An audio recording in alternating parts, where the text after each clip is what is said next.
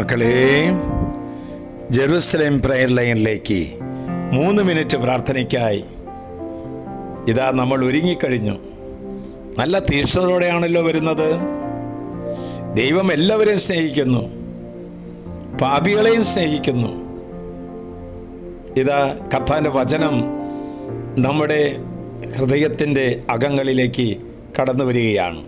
വചനമാകുന്ന യേശു നമ്മുടെ ഓരോരുത്തരെയും ഭവനങ്ങളെ ചുറ്റിപ്പറ്റി നടക്കുകയാണ്. ഇന്ന് കർത്താവ് തരുന്ന വചനം 1 യോഹന്നാൻ 2:17. ശ്രദ്ധിക്കണേ, ലോകവും അതിൻ്റെ മോഹങ്ങളും കടന്നു പോകുന്നു, ദൈവഹിതം പ്രവർത്തിക്കുന്നവരാകട്ടെ എന്നേക്കും നിലനിൽക്കും. മകളെ, ഈ ലോകസുഖങ്ങളെക്കാൾ ദൈവഹിതത്തിന് പ്രാധാന്യം കൊടുക്കുന്നവരാണ് എന്നേക്കും നിലനിൽക്കുന്നവർ. ദൈവമേ, ഞാൻ അങ്ങയെ സ്നേഹിക്കുന്നു. ദൈവമേ, ഞാൻ അങ്ങയെ ആശ്രയിക്കുന്നു. ദൈവമേ, ഞാൻ അങ്ങയെ വിശ്വസിക്കുന്നു. ഞാൻ അങ്ങയെ ആരാധിക്കുന്നു. ഞാൻ അങ്ങയെ അനുഗമിക്കുന്നു.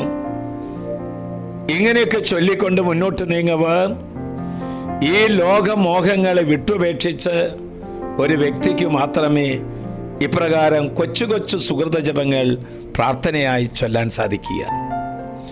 എത്ര പ്രതികൂല സാഹചര്യങ്ങളിലും ദൈവഹിതത്തിന് വില കൊടുക്കുന്നവരാണ് എന്നേക്കും നിലനിൽക്കുന്നവർ. പണത്തിനും പ്രതാപത്തിനും വേണ്ടി പരിശുദ്ധി കളഞ്ഞു കുളിക്കാത്തവരാണ് എന്നേക്കും നിലനിൽക്കുന്നവർ. നമ്മുടെ വളർച്ചയുടെ കാലഘട്ടങ്ങളിൽ, നമ്മുടെ ദുഃഖത്തിൻ്റെ സാഹചര്യങ്ങളിൽ നമ്മെ സഹായിച്ച ഒട്ടനവധി പേരില്ലേ? വാക്കുകൾ കൊണ്ടും പ്രാർത്ഥനകൾ കൊണ്ടും സാന്നിധ്യങ്ങൾ കൊണ്ടും അവരെ ബലപ്പെടുത്തുമ്പോഴാണ് നാമും എന്നേക്കും നിലനിൽക്കുന്നവരായി മാറുന്നത്. എന്നേക്കും നിലനിൽക്കുന്നവർക്ക് മാത്രമേ തങ്ങളുടെ ജീവിതത്തിൽ ബിരുദങ്ങൾ, ഉന്നതമായ ശമ്പളങ്ങൾ, പദവികൾ, ജീവിത സൗകര്യങ്ങൾ അവയെല്ലാം ഉച്ഛിഷ്ടം പോലെ വലിച്ചെറിഞ്ഞുകൊണ്ട് കാലത്തിന് അതീതമായി ജീവിക്കുന്നവർ, അവരാണ് ലോകമോഹങ്ങളെ വിട്ടുപേക്ഷിച്ചുകൊണ്ട് ദൈവഹിതം പ്രവർത്തിക്കുന്നവർ. നമുക്കും ആ ഒരു ജീവിതം സ്വപ്നം കണ്ടുകൂടെ? നമുക്കും ലോകമോഹങ്ങളെ വെറുത്തുപേക്ഷിച്ചുകൊണ്ട് ദൈവഹിതത്തിന് വേണ്ടി നിലകൊള്ളാൻ നമുക്കും സാധിക്കുകയില്ലേ?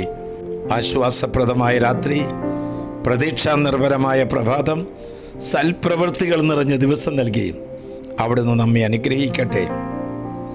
ഇതാ പാപികളെ സ്നേഹിക്കുന്ന ഈശോ എല്ലാം കൊണ്ട് തകർന്നിരിക്കുന്ന നിന്നെ അനുഗ്രഹിക്കുവാൻ, നമ്മെ ഓരോരുത്തരെയും അനുഗ്രഹിക്കുവാനായി ഹൃദയത്തിൻ്റെ വാതിൽക്കൽ, കുടുംബത്തിൻ്റെ വാതിൽക്കൽ ഇതാ വന്ന് നിൽക്കുന്നു.